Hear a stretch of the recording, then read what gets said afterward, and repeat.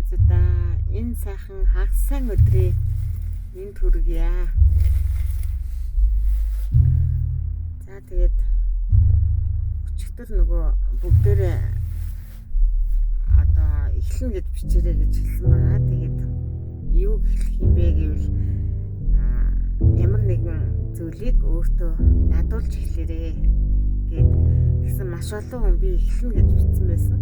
Тэгээд тэр алхалтыг дадуулах юм уу, зүү хаалтыг дадуулж эхлэх юм уу, ноороо хянаж эхлэх юм уу, бясалгал хийж эхлэх юм уу, гүйж эхлэх юм уу, яг юуг өөртөө дадуулж эхлэх юм бэ гэдгээ бас тодорхой чатаар юм уу, комментээр бичиж авчаарай гэж хүсэж байна. Тэгээд хамтдаа шүү. Тэг өнөөдөр юу хэлэх гэсэн бэ гэвэл одоо ингэж эхлэн гэсэн байгаа чинь маш том шийдвэр. Тэгээд маш чухал нь үйлдэж эхлэх юм маш чухал нь нөгөө нэг шийдвэр байдаг. Тэгэхээр та бүхнийг эхлэн гэсэн шийдвэрүүдийг гаргасан байгаад маш их талархаж байна. Тэгээд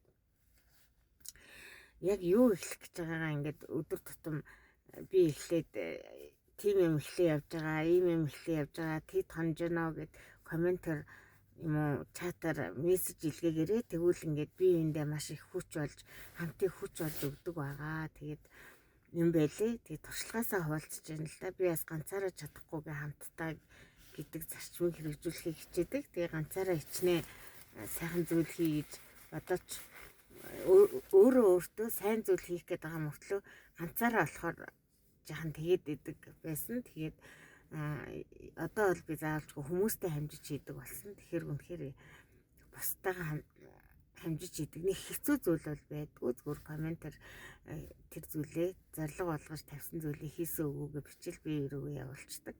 Тэгээ одоо тэр хамгийн гол нь өөртөө үнэн чаах, өөрийгөө хайрлах гэдэг байгаа шүү дээ. Тэгэхээр одоо тэр хүнийг хуурахгүй тулд би өөрөө бас хийж байгаа. Тэгээд тэр үйлдэл хийж байгаа. Тэгэхээр бас би эндээ хүч өгöd юм гэж ойлгож байгаа. Тэгээд ганцаараа чадахгүй зүйлээ хамтдаа гэсэн энэ сайхан зарчмыг хэрэгжүүлж эхэлж байгаа. Та нартай маш их талархаж байна. Амралтын өдрийг сайхан өнгөрүүлээрэй. Баярлалаа. Коммент бичээрэй, лайк дараарай, зүрх дараарай, давлгаалаарай.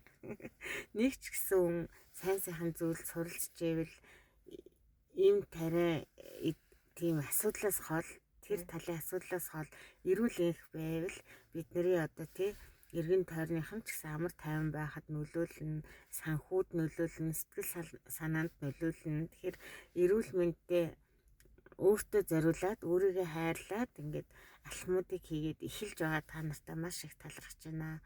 Баярлалаа.